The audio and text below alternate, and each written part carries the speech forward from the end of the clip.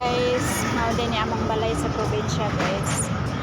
Nagbakasyon ako 5 araw lang guys kasi mahirap magtambay kasi sa probinsya. Gusto ko may trabaho ako guys.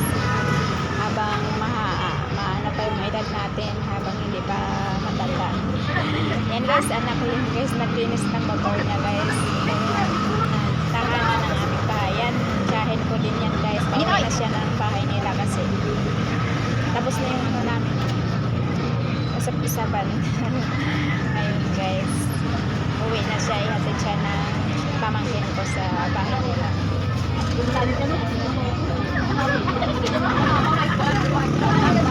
Ayan guys. Uwi siya. Bye-bye na lang. Tapos guys. Bye-bye. Sana ba yun? Ayan ko na. Ayan guys sa ano.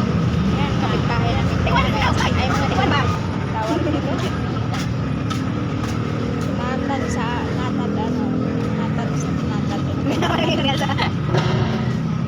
Nataran.